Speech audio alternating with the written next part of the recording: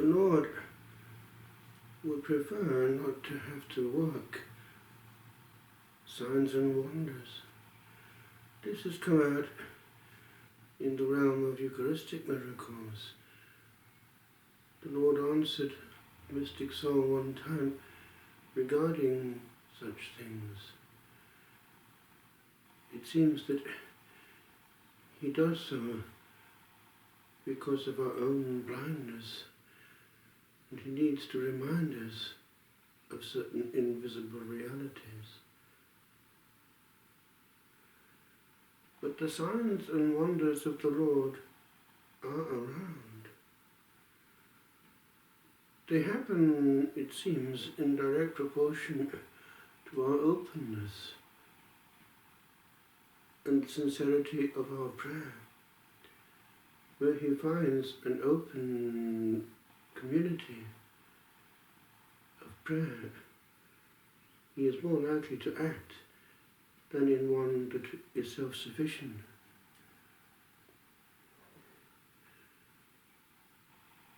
Way back in France in the 80s, there was a great renewal going on in certain realms, and it was good to see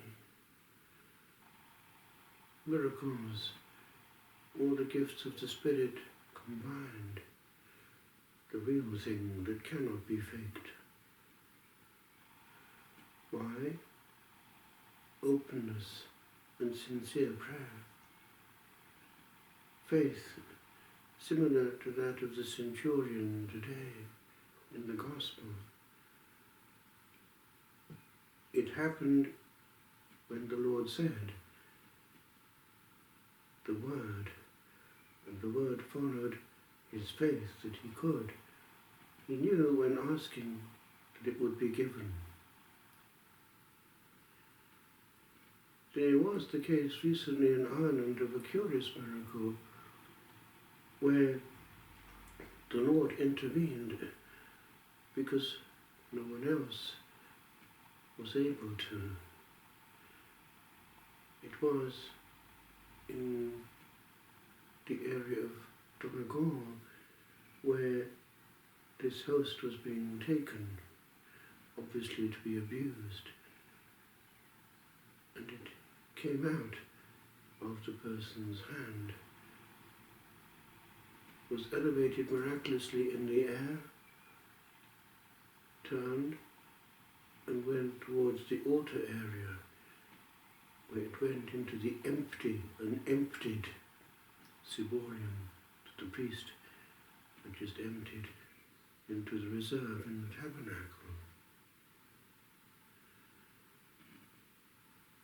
There was a lady who was willing to intervene when she saw what was going to happen to the host, but a lady against a man is in a difficult situation. Another lady also saw what happened, and they were amazed when they saw the host come out of this person's hand.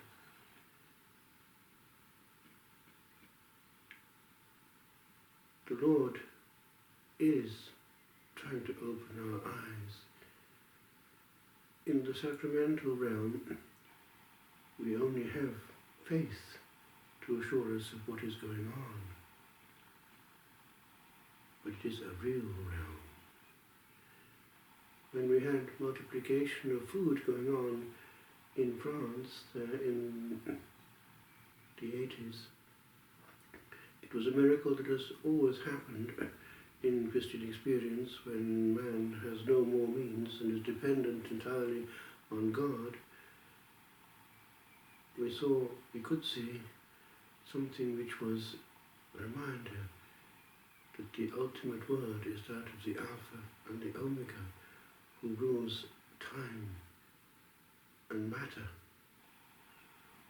But in the sacramental realm, as in Cana of Galilee, there is transformation, and whereas in Cana it was visible, normally it is invisible. But even there sometimes there are great visible transformations. these Eucharistic miracles do happen.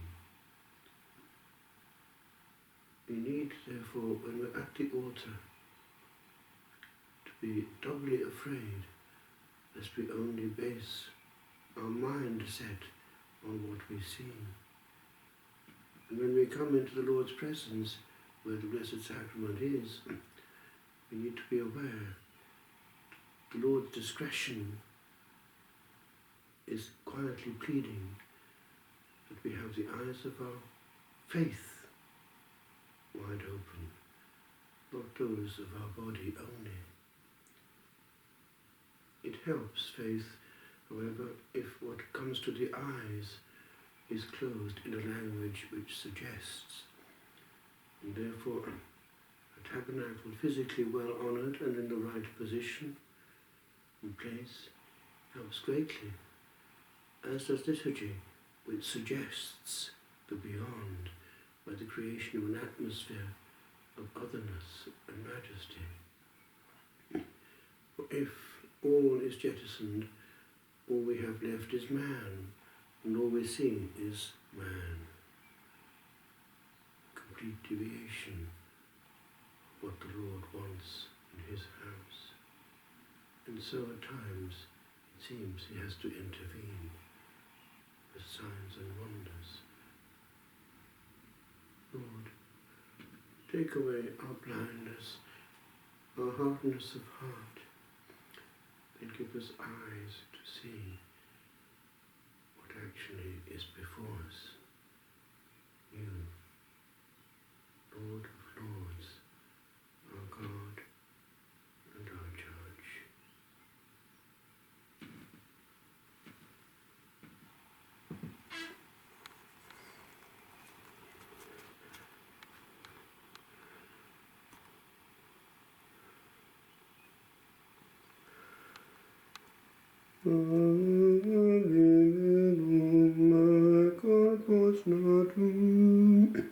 De Maria Virgine,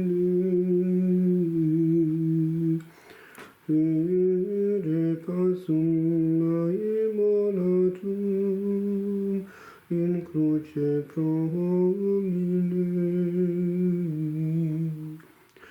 cuius natus perforatum fluxit aqua et sanguine. Est nobis pregustatum, mortis in examine. O